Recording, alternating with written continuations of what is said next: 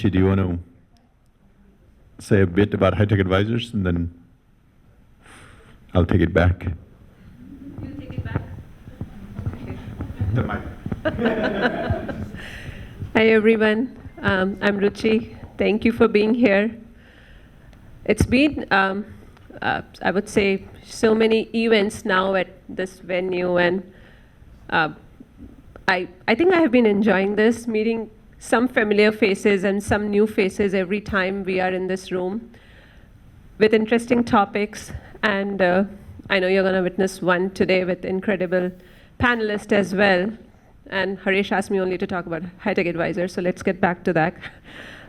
Some of you might already know, but for those you don't, we are a consulting company here in Kirkland, and we work with our clients directly in terms of what their needs are, and we meet them where their needs are. We like to say we are experts at providing experts for our clients, and we map meaningful problems with people who find them meaningful to solve, and that could be in any domain. We can help build software for the clients. We can help solve their hard TA problems wherever they are struggling with. We can help them with implementing IT services. We are doing those for some of our clients as well. We can also help the clients in terms of where they are in the journey in terms of product development, and if there is any anything that they are struggling with or they need extra hands, whether it's with product road mapping or design or even operations. So we have been working with the clients mostly in greater Seattle area, but we do have clients outside. Like we have some clients in Bay, and some of the clients here have expanded globally. So we have now global presence as well. We have teams globally too. Vitali is here, and he is acknowledging because that's one of his teams. So some of the clients that we are working now are like Qualtrics, Nintendo, Gates Foundation, Costco, so mid-sized to larger companies, I would say. And we also work with a lot of stealth startups. We are able to help them a lot because at the needs, we can meet them with their needs in terms of their teams are smaller and there's still a lot of work that needs to be done. So we work with a lot of startups in the area too. Many a times the clients come up to us with like the problems they're looking to solve, and we brainstorm with the team as to how to solve those. We work with our consultants. Sometimes the problems are tricky or unique in the nature, and we ourselves are not sure whether we can do it. And then when we brainstorm and sit with some of our consultants in the room that I can even see here, it's like, okay, we can do it, and then we deliver it for them. So that surprises us, but that also motivates us at the same time. So thank you for being here. If you would like to learn more about us, reach out to me, Harish, Taryn is here, and we'll be happy to chat more. Thanks, Harish. Thank you. All right, so that's a little bit about high-tech advisors. The most interesting part of the evening is probably drinks and food, right? So for that, we have to thank JP Morgan Private Bank, right? And so David's going to introduce us to the bank. I think many of you have probably heard of it, but at least JP Morgan. Thanks, Rash. I won't be too long. David Kurtman, work at JP Morgan Private Bank. Specifically what I do for our clients, I run our founders and funders vertical, so covering founders of kind of disruptive tech companies, kind of hyper growth type companies, covering the founders and CEOs. And we also cover the venture industry, so we bank funds and we bank GPs at those funds. So that's kind of what I do for the private bank here. Obviously, JP Morgan is an enormous bank. We do a lot for the innovation economy is what we call it. So anything from startup banking all the way to IPOing and going public. So we cover the whole space of kind of a growth of a company. Really committed to this area and kind of being a resource for founders for their company. Obviously if founder doesn't have much liquidity, so I don't really come into the picture until we find an exit for them. So it's more advice around how to structure their personal wealth, advice how to have trust, advice to inform people about QSBS, how to use it, the best way to structure it. So it's really kind of advice throughout the life cycle for the individual, because founders, they're so focused on their company and they don't think about, oh, hey, I'm about to get bought for $200 million and I put nothing in trust to qualify for my QSBS $10 million tax break. What do I do? And it's too late. So we tried to kind of help with the personal side of things as they're focusing on their company. And I think as a firm, we really just want to be a huge resource for the whole innovation tech economy, because we can, obviously we're large in scale, but we can help small businesses and early startups as well. And then, Haresh, we've been doing this for almost 2 years now. And it's the most informative panel discussion events and topics that I think out there. And, it's a small crowd, everyone's super interactive. And it's wonderful seeing, more and more faces that I recognize here. So, Haresh, thank you for letting me be involved, and looking forward to the next one. Thank you, David. So, without further ado, as far as, suspenseful panelists, I'll invite Kelly and Min and Leo to come by, take a seat. Anywhere. Hopefully they're all working.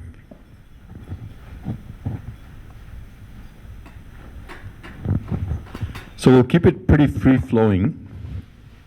I think some of you have probably read the bios of the panelists that we have today.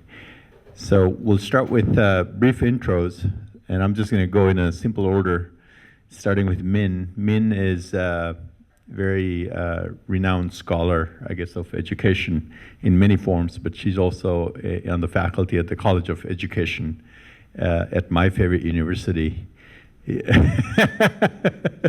University of Washington. I have 3 Cougars in the family, so I'm getting it because of the Apple Cup thing this week. But so Min, I know you're involved in many things, AI and beyond, with regards to education. So would you like to share a bit about what you're doing right now and your journey? Yeah, of course. Can you all hear me okay? To the bottom.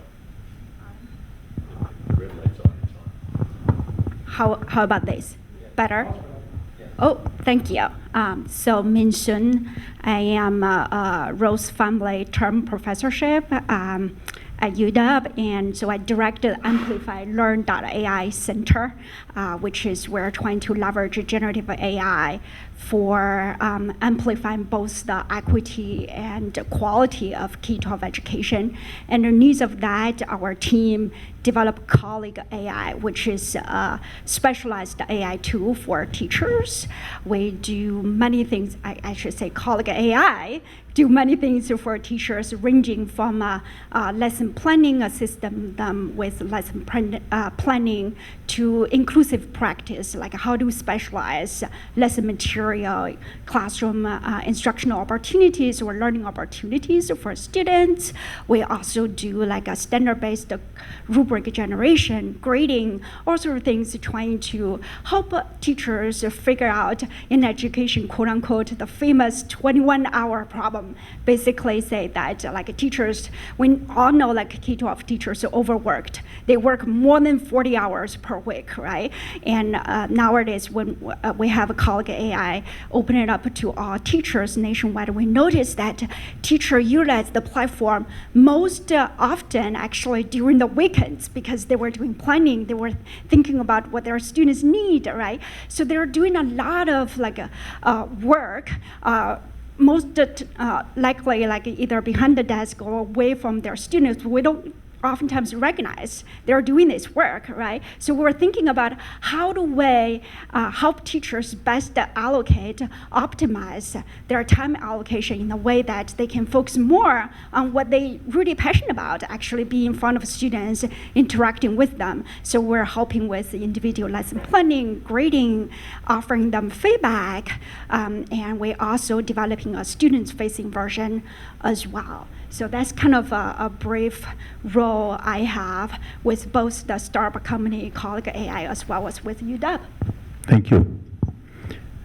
And next we have Leo, who is also at the university, but he's also at multiple universities from what I understand, right? And one of the focus areas is how to make educators of higher education AI aware and leverage AI. So go ahead. Absolutely. I'm so delighted to be with all of you tonight. I'm Léonard Boussioux. You can call me Leo. I just joined a year and a half ago the University of Washington, And I'm so delighted to now be connected with the Seattle ecosystem. So I did my PhD at MIT, and over there, my specialty was operations research. So the discipline of decision making, using optimization, AI, machine learning for everything that deals with data. And I quickly onboarded with the generative AI movement because I see the opportunity of solving problems faster than ever. But also I see the challenge of how do we take this technology to enable more people to solve faster than ever. So I created a new course at the University of Washington called Generative AI in the Era of Cloud Computing. And so I also try to transform the whole curriculum. So I'm now in the AI task force of the Foster School of Business. We are trying to see how we can empower educators to use those new tools such that they spend less time on very tedious tasks, but more time on the creative side. And for the students, it's an opportunity like never to actually solve all the problems they wish they could solve, to help them achieve their dreams. So I try to find so many new ways of teaching all of that. And in my research side, I also love to see how we can enhance the whole pipeline of creative problem solving. So I have also a position at Harvard where my goal is to augment the early stage of innovation in particular. For instance, how do you find better ideas? How do you evaluate the huge amount of ideas that it's so easy to generate with AI right now? And the goal overall is, can we accelerate the United Nations goals? Can we solve hunger, poverty with all those tools? Can we have more education for everyone? And so I want to teach this, encourage the students to think about it, and also include more people in the community. Thank you. Go ahead, Kelly. So Kelly is at Google, and she's involved in corporate learning, but I'll let you share more. Okay, well, thank you. Hi, everybody. My name is Kelly Thompson. I work at Google Cloud Learning Services, and yeah, we do work a lot in corporate learning. However, I have a background in education. I actually was an elementary school teacher many, many moons ago, and then got into technology in 2000. And so I've been leading this and working with really smart people. I started in Europe and throughout Asia. I worked there as well. And then when I moved back to the States, I started working also for AWS and then moved over to Google.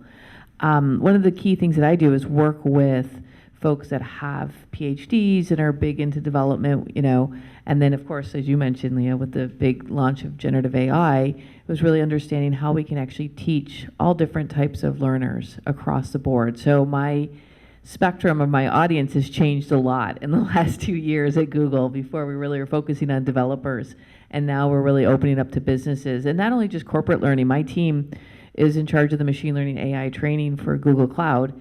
And we were even approached by partners and internal teams at Google to say, hey, how can you help us really educate the rest of the ecosystem? So thank you. Wow, thank you. So obviously very impressive backgrounds each of you have. There are a couple of microphones. We'll make sure enough people have them, but if you have questions, we're going to try to have a few questions amongst ourselves, but then we'll have at the end Q&A. And by the way, they're equally impressive people in the audience. So we'll be careful how we answer or how we talk. I guess to start off with, maybe every domain has this question, right? Which is exciting things are going to happen because of AI, Gen AI, and AI in general in every domain, right? And maybe some scary things are going to happen. So let's start with the optimistic part first, right? So AI, the intersection of AI and education and the future, what is the most exciting aspect? What are the most exciting aspects in your opinion? So anyone can start. We want to jump in? We were just talking earlier, and I think this is really an important piece from the education perspective. Is one of the things that I've been looking at, not only just with Google, but personally, is understanding learning coaches. As we build out in Khan Academy, is also a big inspiration for me. So when it asked me what I look at different, and I look at Khan Academy and how people learn. And I think that that's something we can actually really start focusing on. Using the technology that's out there. The great news is that if you use Gemini or if you use ChatGPT, there's a lot of opportunities for that. Where it gets a little tricky, and Leo and I were talking about this earlier, is helping people that don't come from the technical background to really understand how to utilize this. How can they actually build those types of bots? And we'll talk about safety later. That's a whole nother topic. But this is really what excites me. This is what keeps me up at night. I look at what Gemini's doing. I look at what ChatGPT is doing, especially around coaching and learning. To build on this, I would also add that students, they have so many dreams and fears at the same time. So even before teaching anything like AI or technology, it's really about giving them the confidence that they can do something. And this is the big shift I've seen. Like when I teach too technically, the students think, oh, it's too hard. I teach to business school students, for instance, that don't have any coding background. Yet at the end of my course, every single student is able to deploy a web app, create a website, deploy an API from Gemini, for instance, or OpenAI online and do a live demo in front of judges from the industry in just a matter of weeks or months. They had no coding background before. But to get there, I really had to instill them the confidence that they can do it. It's not about being smarter, more intelligent, but being more enthusiastic, wanting to do something, trial and error, asking around, going online, figuring out through documentations, through those tools that you're developing, for instance, that there is so much available. But for this, it's about your energy and motivation again. So AI is an enabler as long as you also have those qualities of wanting to solve things for yourself. So this is really what I emphasize in the course is I will teach you, in a way, the life philosophy, the philosophy that will enable you to solve hard problems. And then GenAI is here to help you. And let me show you examples of how it can help you. Those are really great points. In terms of my own background, because although I'm in higher ed, I spend a lot of my time and energy working with teachers and students in the K-12 settings. So that is the segment I know the most. Because when you talk about like what are the opportunities in education, you can slice the tech market into the education level, right? You can also slice the pie by who are your users, right? Is parents, is students, is K-12 teachers, is admin, or is who else? Who are the users? You can slice that pie. You can slice the pie in many other ways in terms of like what is the AI product, sort of how the whole sort of ecosystem, starting from like AI model training, right? Specialized AI model training, to like you build wrappers on top of a foundational model, to like you get specialized data, because nowadays data is the new oil. Whoever gets the most rigorous, most high quality labeled data for that given industry probably hold a lot of value to that sector, right? So you can slice the pie in different ways. You can find opportunity really in many areas. For the ones that I see in terms of the bigger picture in K-12 education, because I'm being a preschool teacher in my 20s to now, I just see like 20 years ago, we were talking about, we wanted to fundamentally transform classroom. And no longer like every student need to have their personalized learning opportunities, right? We talk about that over 20 years. But now is really, I can see the possibility of potentially realize that, because now no longer to be two actors in the classroom, teachers and students, which are the traditional two actors, right? They interact with each other in the classroom, because curriculum is standardized curriculum that apply to all the kids in the classroom. And so, but with generative AI, potentially you may have 3 agents, 3 actors in the classroom. You have students, you have teacher, you have AI, and at the same time dynamically interact with the students, dynamically interact with teachers. Teachers' role are going to be fundamentally changed, right? This is where I can actually see the possibility of every student to have their own individualized curriculum, their own tutor, teaching aid in the classroom, but it's take time to make that happen. Somehow I just feel like a K-12 education at least need more innovation, need more investment to make the technology actually happen. But there is a huge desire from the parent, from student, from teachers even, right? So I see like if we all can sort of pitch in and create new technology in this space, have a new idea, that will be what I envision in the future, right? We have these 3 agents, each of the kids actually indeed be able to have their personalized learning curriculum and learning opportunity created, dynamically created just for them in that moment. Excellent. So looks like a lot of interesting opportunities and potentially exciting future outcomes. I have a question for Kelly, a slightly follow-up question based on what you were saying, that you're excited about coaching and you might have mentioned something else. Is it about at speed? Do you think the coaches can learn the scalability of the coaches, or are they going to be able to teach entirely new subjects? So can you elaborate a little bit? Yeah, that's what we're looking at specifically, and I've been talking to a couple of my friends in the education space, but what we look at is that our products constantly change, right? We were just talking about this, and the thing is we need to make sure that our content is up to date. And with product changes, what we do today, and kind of aligning with Leo mentioned, this, or I think it was like about adaptive learning, we can actually build agents that would know product releases as soon as they get out. Today, we have this human interaction. So imagine, at most companies, we get a product, but we're not even allowed to launch that to the public.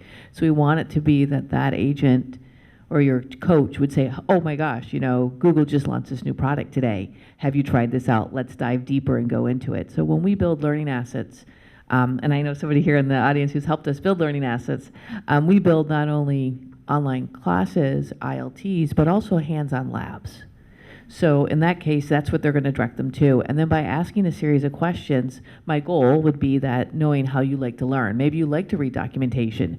Then that agent would take you to documentation. Or if you're like, hey, I want to dive into and learn how to solve this problem for my work business. Today, and it's something, I've been in education for a long time. I'm super excited about using AI because right now I feel like it's two-dimensional, how we build training. So we just get completion rates and CSAT scores, but what we really want to do is understand what our learners have actually accomplished. Have they accomplished their goals? And by that, they've used our products to learn from that. And just to add, I'm sorry, one thing what Leo said, I love it. It's also keeping people curious. I think that's the one thing, even though we have all this great technology, we need to make sure that, learners will learn if they're curious. Got it. So it sounds like you envision offering or making the students more aware of more things that they might be excited about to learn, right?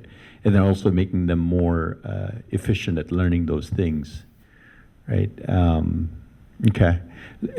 Go ahead. I would also think that we need to give this enthusiasm about it, about the technology. That we can be optimistic, we can solve those, but we don't want to replace you as humans. Like, we still need you really much. We need to collaborate with this technology. We need to find new use cases for a human-AI collaboration. And that's not obvious to anyone what's the right way of doing it.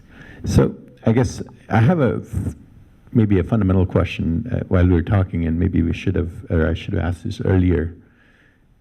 What does it mean to learn or to have learned something? I think that's different for everybody. I would say that, it kind of depends on, well, from a corporation, we have certain learning objectives that we want to have from a business. We also have different, as a manager of a team, I have different learning goals for my team. But really, what do my team need to learn, right? So I think that it's, to your point, that's why I do feel like AI can help us, because it can actually personalize that journey. And that's, yeah. Okay. I'll come back to you in just a second, but one of the things Leo mentioned earlier, which I think most of us probably would agree, that being inspired is part of learning, or a good teacher will be somebody who will have inspired you, right? And so, at the beginning, Leo, you were mentioning that your one of your objectives is to inspire the students to achieve things that they would not have envisioned at the beginning of those few weeks or few months of, whatever class it is. And so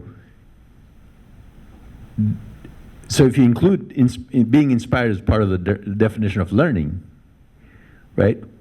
Will that be substituted by AI? Will you always need humans to inspire other humans or students? That's a tricky question because I would say it depends what resources you have available. Imagine you are in a low and middle income country, you don't even have a teacher. So it's already a very good beginning that now you can have an AI, like in those demos of ChatGPT with the sound, that you can actually have someone interacting with you. If you have a camera, that's enough. A camera, a computer, internet connection, that's it. You can have a private tutor. In a way, I'm seeing things in a relative manner. If you don't have any education system or any opportunity, now you have someone who can help you go beyond. Let's say now you have access, you are at University of Washington, or you are at the public school around. I would say I would not want to get rid of the human element at all, because this is what makes us human. The AI can teach you a lot, you can learn a lot, but it's really this community aspect, the fact that we are all human, we have emotions, we are able to connect and relate, that we are able to live all together, and then this is where I think we build our dreams as part of the society. So I would not want to get rid of it. I would want to see an evolution to fit the fact that this technology is there and we cannot deny it. Got it. I mean, go ahead. No, Give us your definition of learning as well.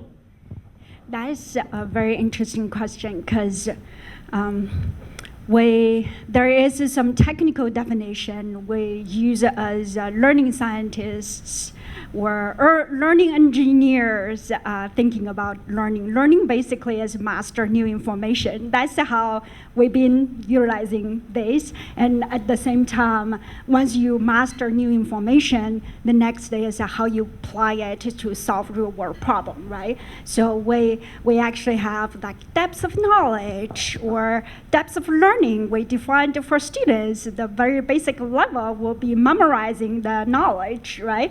Memorizing the concept. To a later stage, you can understand, you can explain it.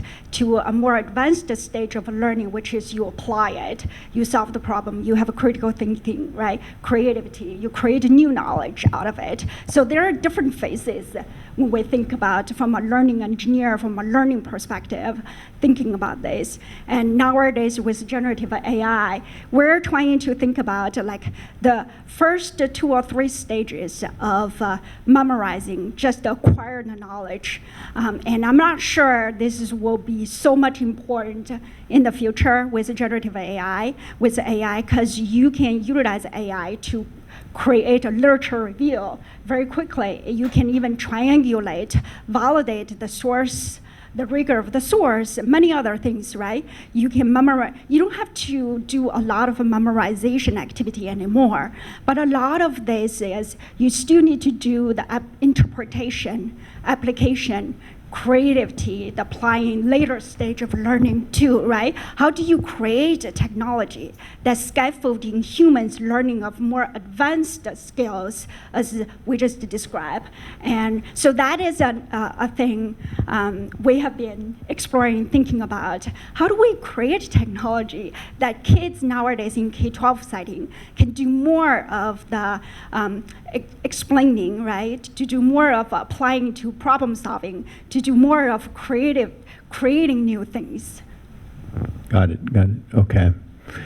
I guess a lot of interesting points you're touching on. A bit ago, I mentioned that we're going to come back to, not just what's exciting, but what's also potentially scary, or how do we create the right guardrails, right? And so there's a lot of things here, right? From privacy to probably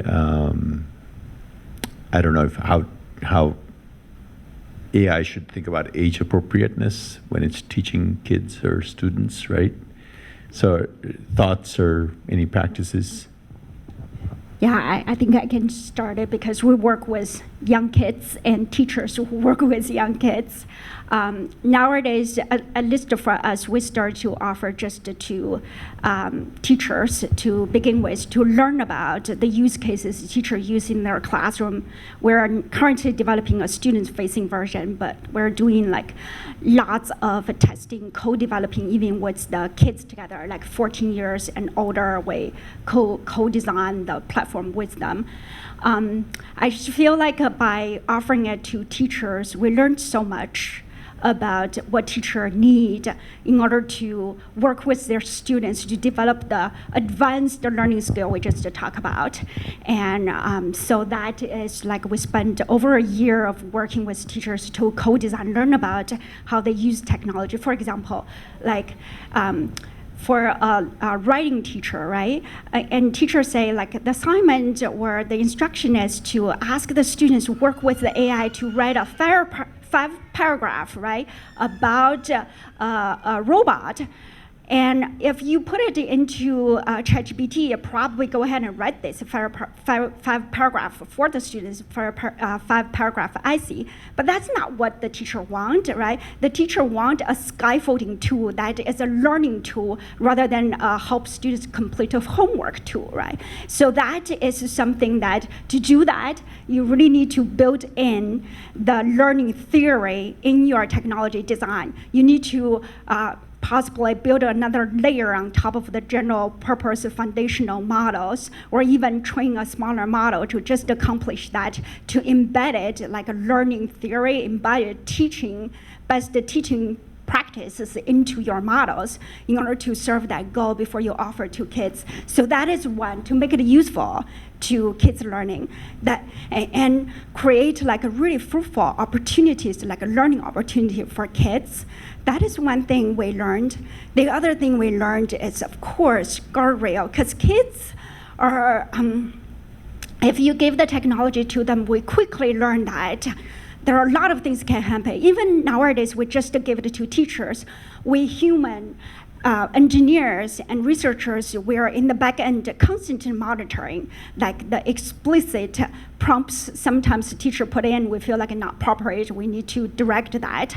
And we need to teach the AI to be able to set the guardrail in a way that basically apologize and say like that not type of a question that I can assist you with. Because there are a lot of, like even us, we're human learning about how to prompt, right? And so we have to guide the learning, the adult learning first in this process. So we set up a lot of guardrails in the system to be able to, like, well, as a human as well, in the loop, constant monitoring what teachers talking to the chatbot or utilize the AI, what AI's response to that, and quickly react to plug some holes and redirect users. That is another sort of a technology guardrail.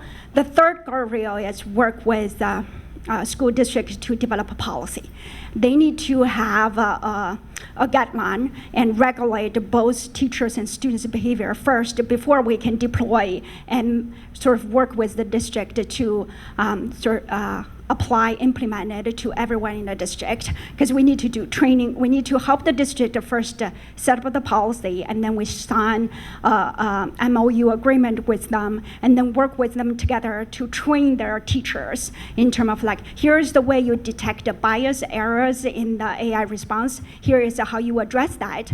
We're not afraid of like having potential bias and error, but human, you need to be able to spot that, and you need to fix that, right? There are ways in which you can do that even as an end user. So we teach them how to do that as well, to cultivate their capacity, and then we co-design with their students, with their teachers as pairs, to figure out how do we offer the technology to the students who are 14 years and older.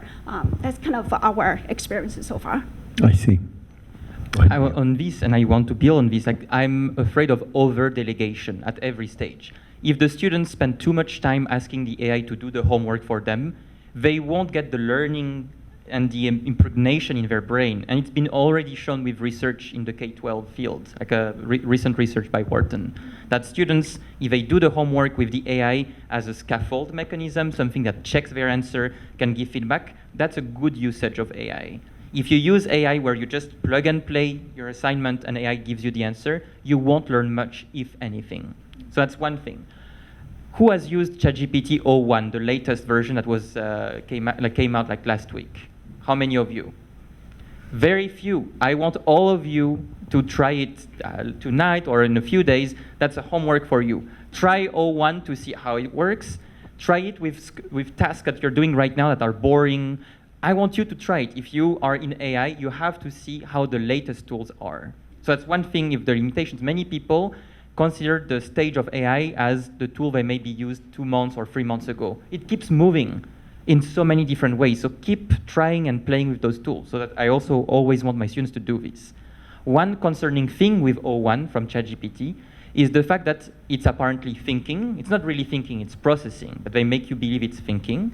And then you don't know what's happening in the back end. Sometimes the model is thinking for 60 seconds or a minute or two. And you have no idea what's happening. It just gives you the answer in the end.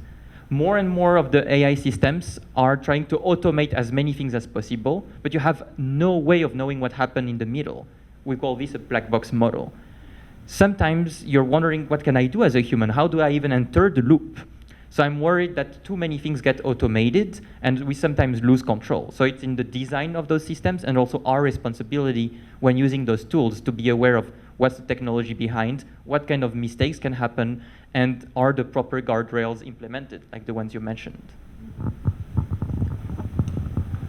I'll take it a little bit of a different approach that, one of the key things, and I'll put this date myself, I used to work on on-prem infrastructure.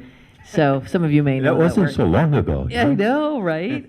And so, one of the things that is really important, no matter what company you work for, is really to make sure that your infrastructure has the guardrails behind the scenes. And I think that that's something that we forget about in the space, that we're like, oh yeah, we're going to start a company, we're going to start using generative AI.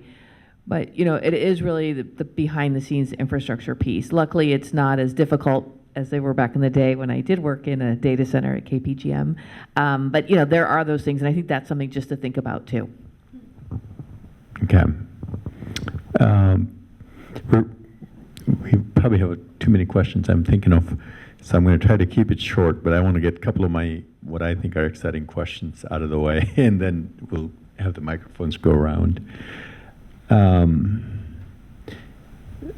This is a surprise question, so maybe you'll give us a good answer, or maybe you'll have to come back later.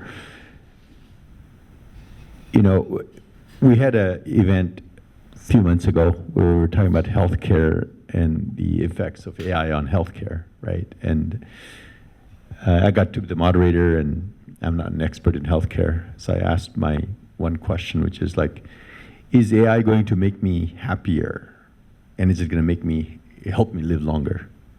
Right? That was my question for healthcare experts, right? And we talked about that a little bit. So if I think of learning and education at that kind of super high level, right now we force all the kids to roughly 16 years of formal education. Will that go down to 12? When AI and everything everybody's working on is fully in gear? Pradeep says no. And so we'll come back to you. So that's, in a way, that's probably the highest level questions I could think of, right? Or, I don't know how we measure this, but will we all be collectively smarter? Right? So any kind of really broad thoughts or, On happiness, I don't think AI will make us happier. I think it's a really human philosophical thing.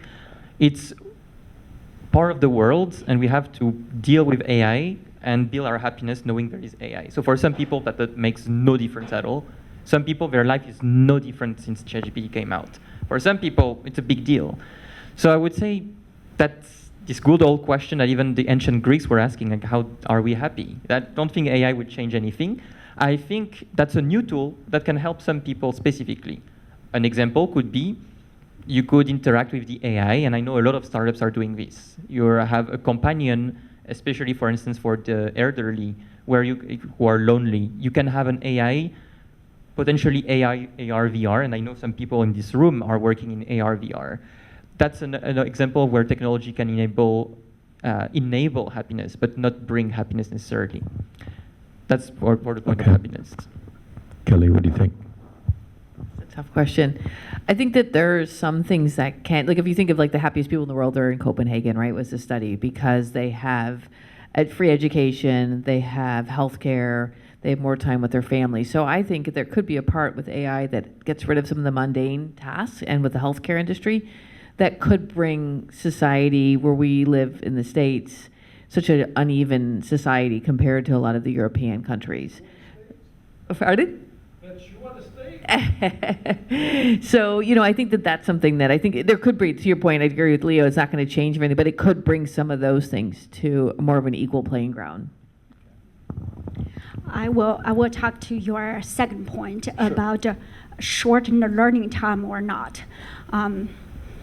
My personal point of view is actually not shorten the learning time. Is actually going to make your learning so much faster, the rapid pace you have to upgrade your knowledge. It also make you learn faster and do work faster. And so I would say it actually make you need to learn longer period of time, and because you need to upgrade your skill, you need to skill up in the rapid pace to be stay sort of competitive in this AI era. That's how at least how I experience and feel about.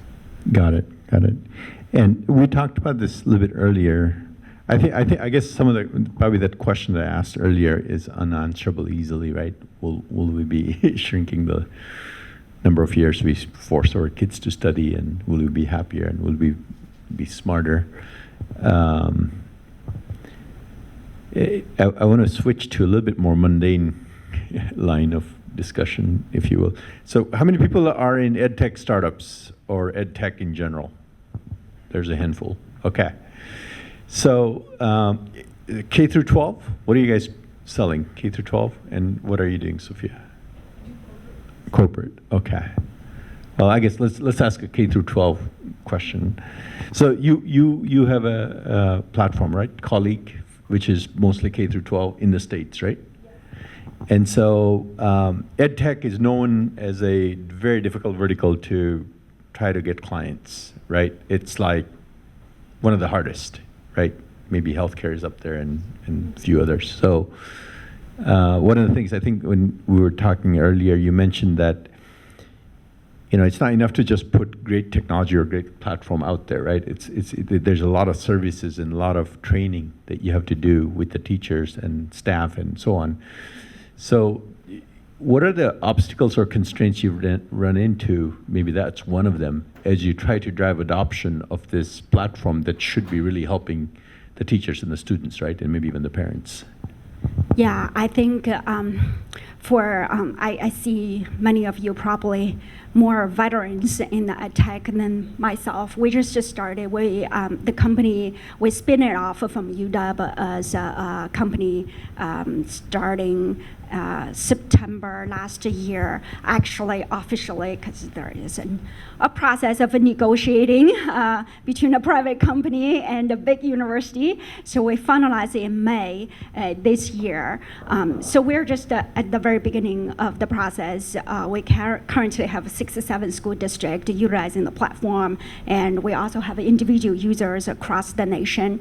And we are funded primarily at this moment by sort of federal agency, U.S. Department of Education and National Science Foundation. So, I mean, we didn't actively go to private investment, so I don't know about that world, but I heard it's quite competitive in terms of tech compared to other sort of AI application, compared to healthcare, finance, climate change even, right? And how appealing tech to investors and how much investors recognize actually tech is a relatively big market out there, right? So many investors, I talk with them casually, not in a formal sort of trying to get their money kind of way, learned that I think they need some education as well in terms of how big the tech market is. So that is one, I think, for those of you who are in this industry more than I do and raise funding from private investment can talk more about the investment barrier and difficulty. Then after that, I think technology development, and we go to, just because of my personal background, we go to a federal agency because we can really do solid on the scientific aspect, the technology innovation, so we can go through the scientific review panel in order to get the federal investment, because I think education should be a collective investment between the federal government agency and nonprofit and for-profit, like a private investment all together, because it's generated tremendous social goods, right? And we also take on a huge amount of social responsibility by developing this technology. So I feel like it should be like a collaboration between like public and private sector. And so the technology development investment, that is one aspect. Then as Harash, when you mentioned about the implementation adoption, once you have a technology, I feel like my personal experience so far is that's just the beginning of the story. You have to work with the district. It's a long process, right? Even if you have individual users, teacher can start to utilize this. But as soon as they start to go to schools, right, utilize a school device or in school buildings, you have to go through the district approval in order to allow teachers to utilize the technology. So you have to partner and develop a relationship with the school district. Then that will be a relatively longer process of working with the school districts and get their interest in this. And you need to show initial evidence, because they're using for public schools, most of us probably sell to public schools. They're using taxpayers' dollars. They have to document whatever technology they adopt actually ultimately have the potential to generate a positive impact in the classroom and students' learning outcome. So this documentation process, right, you need to accumulate enough evidence in order to sell to the school district. Then after that, you have to work with them to support their teachers adopted. The teachers are so busy, right? They're constantly learning new concept, new technology, new tools. What I learned, a given school district can have over 100 or 200 technology they adopted, right? Teachers are learning each one of them and trying to figure out which one can really help me to accomplish this one task. So like to be able to help the teachers learn about why your technology, how to use it in the most proper way, how to make teachers feel that they benefit out of the technology you offer to them. That is something we have been puzzling, learning about. Okay. Okay. So it looks like you're at the beginning of the journey, but there are multiple obstacles. I guess I'll be curious, as you over time, as you accumulate data and you think there's a clear business case, I'm sure you'll still run into resistance and what that looks like, right? And because education is highly political, right? Unions, teachers' unions, and then school boards, and of course parents and students, everybody has an opinion. We tried really hard, by the way, to get somebody from the Gates Foundation, but the schedules didn't match up. They have some strong opinions about what's happening in education domain, right? I think, Kelly, did you have a point earlier where you, I mean, the question I had asked Min, because she is leading the charge on colleague AI, was around adoption, right? And how do you get adoption? So I guess maybe the same question to both of you, but in a slightly different way, because it's within the audiences you're targeting, right? What are the constraints you run into when you're like, okay, let's leverage more of AI, or let's leverage these platforms more, but it's not being leveraged at the pace or at the scale that it could be? What are the obstacles or constraints you're seeing? Okay. I think, well, like I mentioned earlier, our target audience has completely changed what we were focusing on. And what we're seeing at a lot of the technology companies is that we are also making sure that even the generalists who are coming to learn the technology also understand safety and responsible, especially AI. We haven't talked much about that today, and I think that's something that does keep me up at night, to make sure that. Say more. Yeah. So, we've opened up all these great opportunities for anybody to pretty much go in and start building. And I think, one of the things that we focus on very much so at Google is responsible AI. And that's also why, in the news, people are like, oh, is Google going to come out with something? We just wanted to be really responsible about it. I mean, that's our biggest thing. And that's something that I'm really proud of. But it's also more on the safety too. We've got all these great ideas, but then you also have to be really mindful. I think the biggest thing that keeps me up at night is And I don't know why I can't quote it this way, but you'll hear me say it, like fake news, right? I think is my biggest concern across what's happening in the globe, and it doesn't even matter what party you're for or anything like that.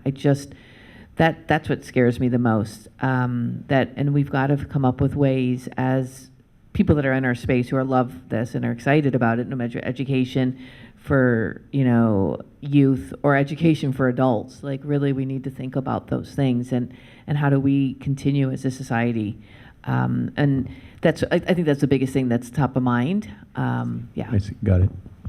And I would add on this, on the optimistic side this time, that there are so many use cases that needs to be unlocked. Most people take AI as a chatbot or like ChatGPT. Like ChatGPT became a synonym of AI for many people. It's so much more than that.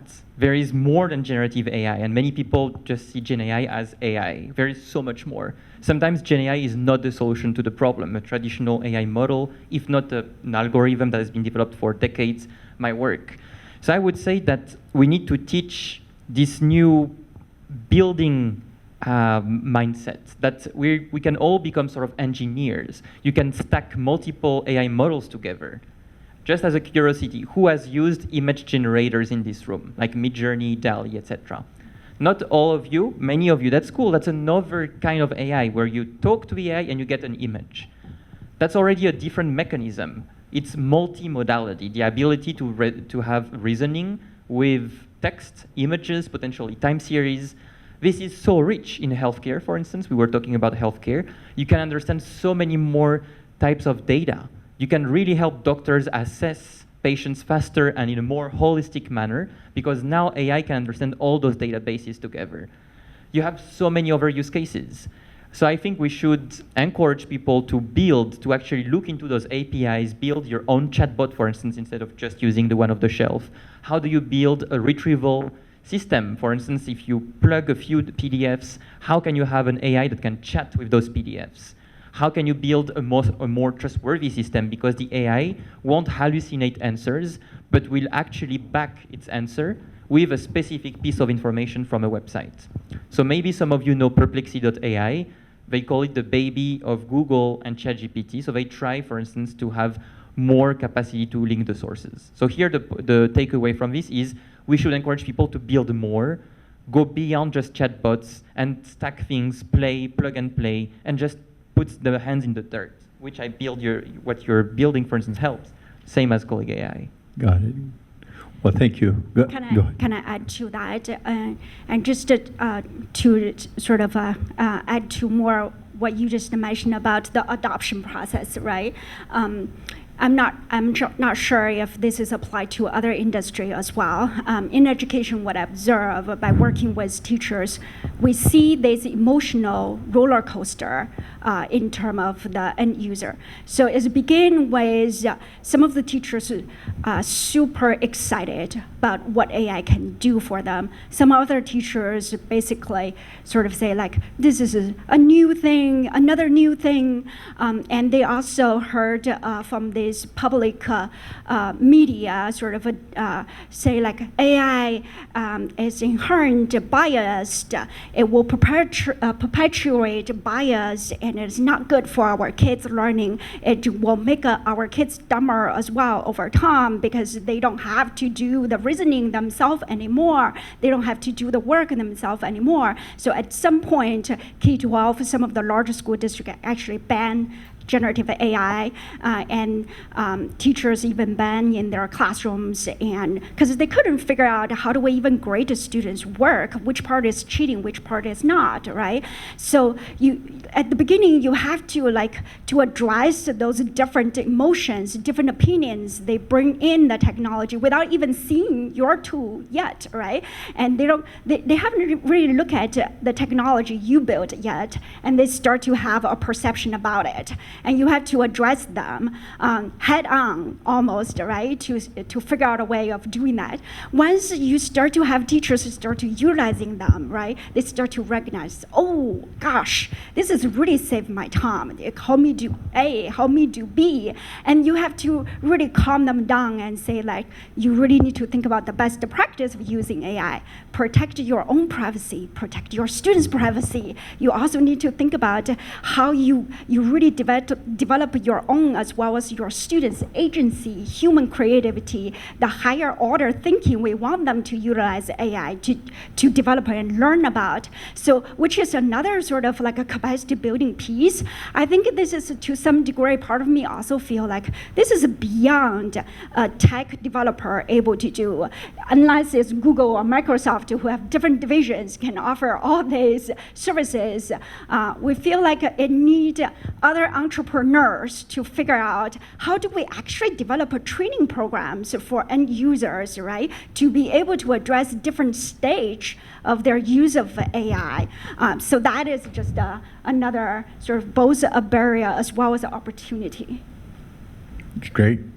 So looks like a lot of parameters and considerations, both in terms of, just to summarize, in terms of the opportunities that exist and also the constraints and safety issues that'll come up. They're happening, I guess, real time now.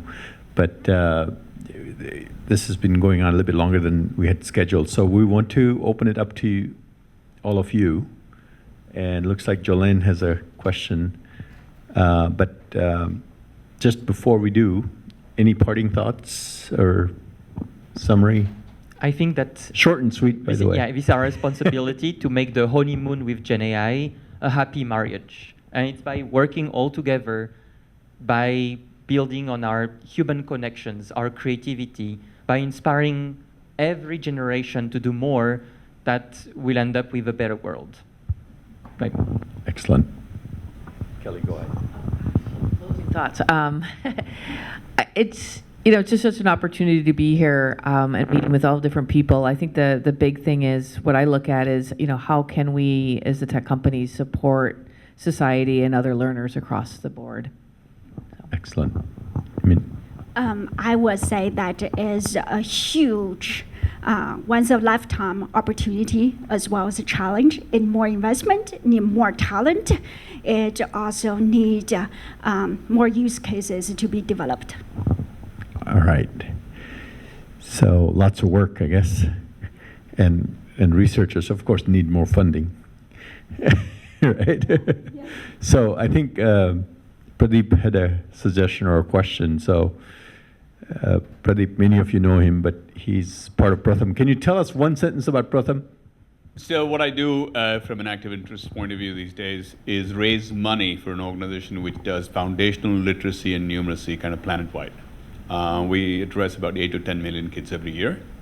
And we attempt very hard to break the tyranny of the classroom. I use that word very deliberately, or that expression. So just a couple of observations. Thank you very much. And I really did like, Leo, your emphasis on motivation. In some senses, as being a grandpa who's got a 1-year-old and 3-year-old, I'm actually stunned to see what we do to our children. I mean, this is really curious kids, both of them. I just got to keep them out of things. Their level of interest in learning how to walk, how to climb stairs, how to poke their fingers into things, how does this work? It's a zillion questions. By the time they get to 18, we have sullen, poor learners who we've beaten down for 18 years. And we talk about the motivation and the pressure, things that we can do to stimulate the corporate learners who come by, or even in K-12. We're focusing on those who come in with 18 years of support and morale and feeling good about themselves and foundational learning, and they know enough and they're confident and they want to learn. And we forget about, that's the reason why this country is divided in this very split way. We leave a lot of people behind. We leave most people behind. And that's why we don't like the elite schools. That's kind of the structural problem. This industry does not adopt EdTech. The problem with EdTech is not because the investors don't think there's a market. It's because they've seen them fail year after year. The list of failures start with Plato, IBM 1960. And it's now 75 years later, and every industry that you look at is now automated, except for this damn one. Everything else has changed. This is the one lousy industry which doesn't adopt change. Partly it's the curriculum, partly it's institutional change, resistance and all that. It's just partly also the damn classroom the Austrians invented. All of that has added up. It's put the kids in rows and columns, don't think about what levels they are, what their interests are, don't personalize anything, all that. So this is my rant. Now that I'm done with my rant, the question really is, I've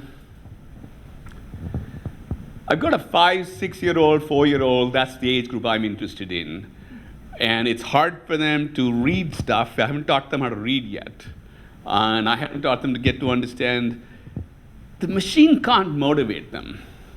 They're interested. After a while, those pictures are interesting. The videos do get interesting, but they become yesterday's game.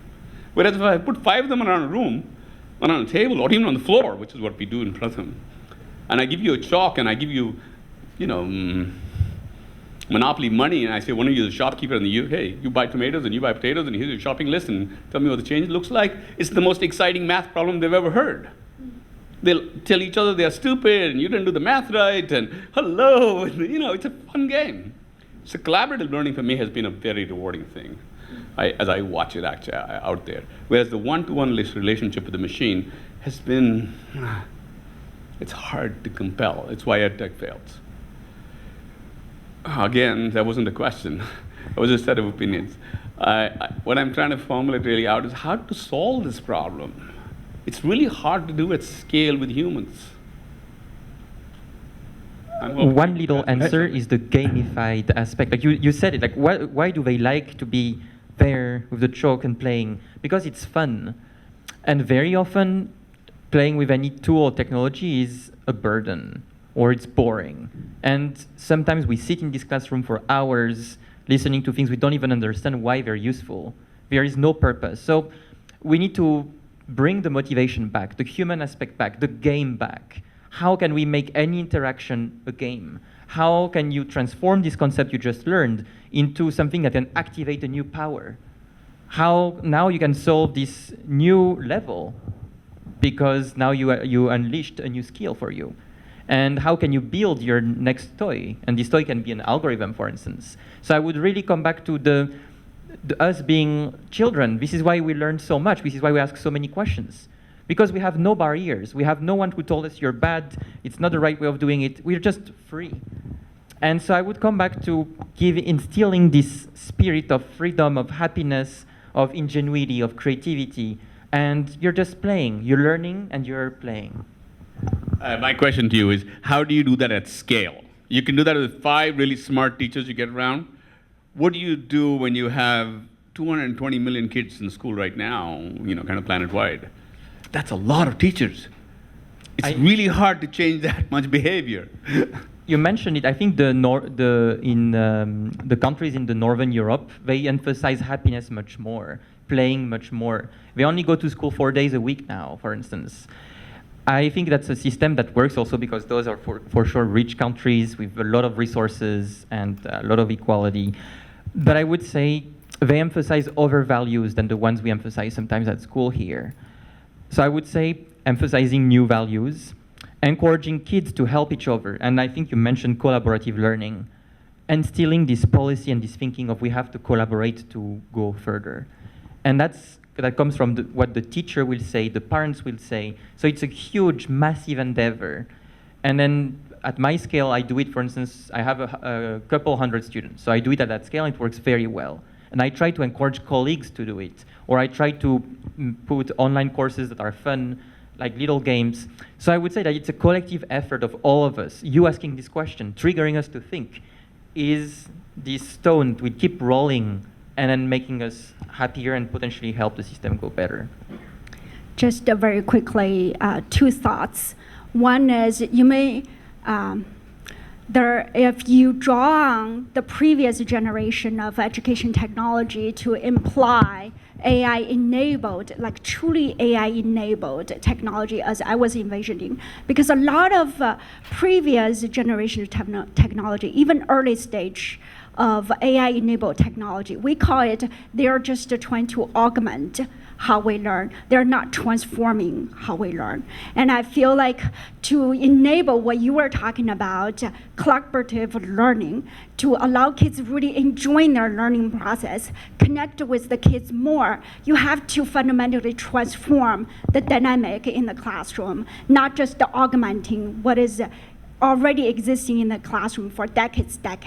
Now we create a lot of technology, it's just augmenting what is going on already, traditionally being there decades already, right? So that is one thing, like how do we build like effective product features that incorporate how humans naturally learn and enjoying about learning into their product features, into their models. And that I think is definitely a worthwhile question for us collectively explore. That is my first sort of point. The other point I would say, like what you just described at the very beginning, is just to need to involve everybody in the process. It's not just the tech developers, right? It's not just the investors. And it just needs to involve all, because I do agree with you. One point is particular K-12 education system is relatively slower to be transformed by technology because there are so many other factors in play, as you just described. Thank you. Thank you, Pradeep. Don't forget your umbrella if you're about to leave. But by the way, we're a little bit over time, so I'm going to, a couple of people had questions. So we'll take two more. I think David had one, right? You have? Oh, you don't have one. Okay. So Jolene has one. But just before, logistically, if anybody has to leave, take an umbrella. We've got enough umbrellas over there for everybody. It should be raining outside, but it's not today. But we thought it might be raining and you might need one. All right. It's good to see Pradeep. Thank you. So Jolene, go ahead. And by the way, we have this room for a little bit after this. So we're going to wrap up in a couple of minutes. And then, so you're welcome to, make contact with anybody who's talked something interesting. And also there's a little bit of food. There's more drinks. So we're not in a rush to get kicked out or anything like that. But I know people have to get home for many, many reasons. So we'll take a couple more questions. So Jolene, go ahead. Thank you. First of all, thank you so much for your contributions this evening. We spend a lot of time talking about what AI can help us learn. I'm interested in what AI can help us unlearn when it comes to racism, when it comes to misogyny, bigotry, those types of things. So what, in your line of work, what do you see, what tools are currently available to help with that? And then also, what would that look like? If you all could design something, what would that look like to help? And I'm mainly thinking of adults. I think someone brought up just fake news and the things that are currently just running rapid. So it's great that AI is here to help us build things, but I'm not interested in a world that repeats some of the problems that we have now. So I can answer a part of that. I think the first step is that still there's only 14% women in tech. That's my, and as we're training models at companies, doesn't matter where you are, that is normally coming from male colleagues. But I do think that that's part of the responsible part. I think is really important. And one thing that I really love about Google is we think about that, right? It's really about the unconscious bias and, really trying to work with the governments and the agencies for any type of discrimination. We can't control everything, and that's what I think that's the big part about that safety I mentioned earlier and the responsible, like, no matter where you're going in, we all have that, like you were mentioning that, Leo, no matter how we're responding to these prompts, like those things are going in and it's learning that. So it is important. And we know, where most of us were around when the internet was launched, there was a scary time too, right? Everyone was freaking out. And so, but I do think that is the key thing, is to get more diversity into who's building the prompts. And so one of my big initiatives, and also at my company, is really getting more women in tech to support that. very quickly to respond to your, because myself is more in the stage of developing AI technology, so I can speak from that perspective. One way we are doing is to, like, from the very beginning of, because like what is the input going to determine very much what is the output, right? So in terms of input data, when we label the data, we would really need very diverse, like expert teachers, labelers to label like all the data for us, so that we can fine-tune the model, build the model in a way that represent diverse perspective.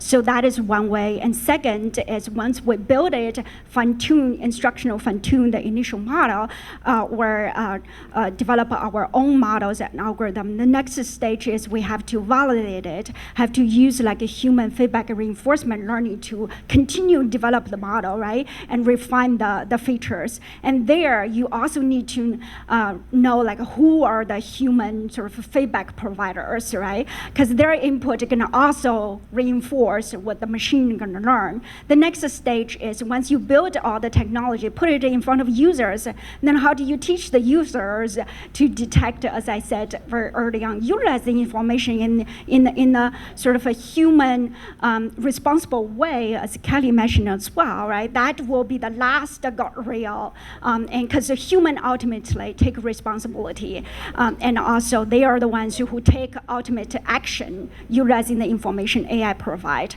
So that will be another, like in terms of training, further develop a user's capacity will be the next last phase where we are sort of pay attention to address the potential bias. And the other thing is, luckily, like in education, after the past few years, right, in terms of pedagogy, we just accumulate so much sort of like a culture responsive learning. There are many sort of a framework out there, right? We can possibly, we sort of enable teachers to think about how they can actually really implement some of these things in their classroom if their state and if their parents and their students sort of diverse and request such kind of pedagogy, right, to be effective. So all this to say that it's just a multi-layer, multi-stage kind of a way in which you can potentially to sort of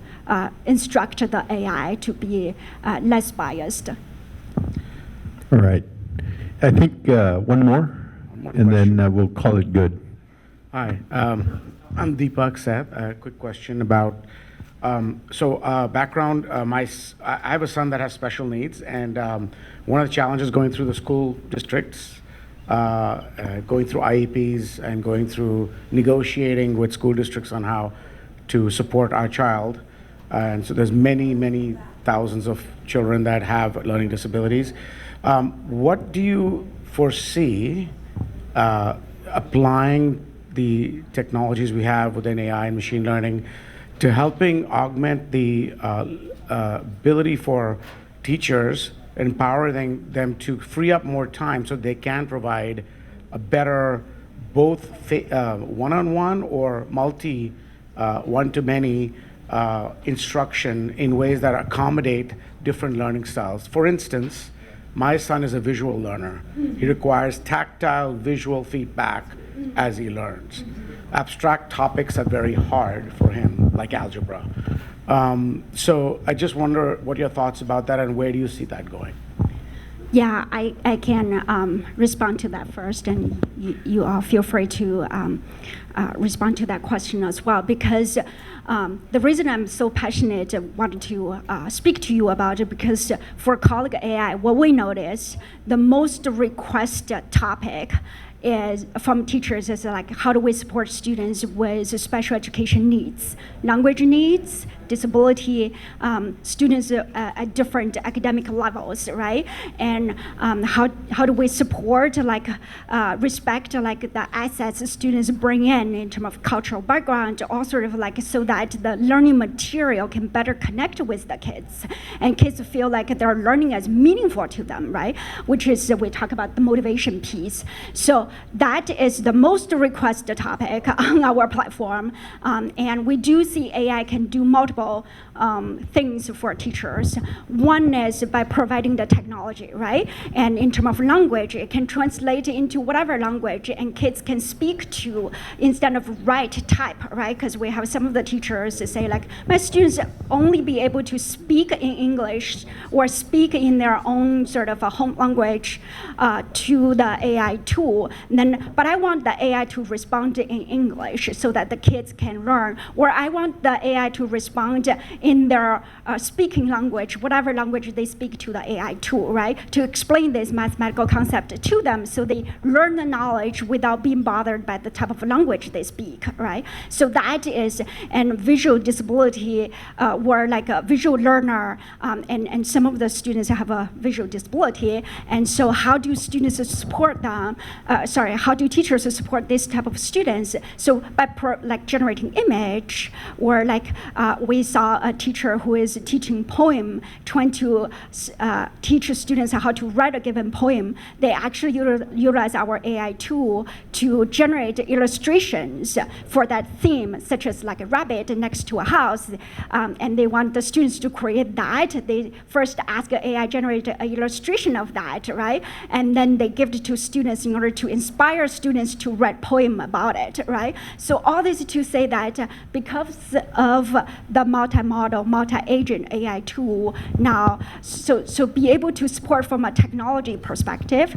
The other more profound way, as I can see AI support teachers, is through the pedagogy in terms of how teachers actually work with students with a different type of technology, with a different type of a disability or special learning needs, because we can offer the technology to support the translation, to support all other things, but more important is the human-to-human interaction, how teachers through pedagogy, right, to be able to interact with the kids, to support them better learn. That is where AI we see nowadays start to be able to support teachers, open up their eyes, help them to think about a sentence stem, help them to think about another strategy in which they can try in their classroom, like choice station, all sort of things.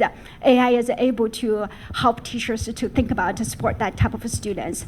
I think that is a much profound way of affecting how teachers work with students with special education needs. Thank you. Thanks, everybody. I know we can go on, so I'm going to have to pause it for now. So we're all going to be around, all of us that have time for any follow-up questions. But big round of applause for all the panelists.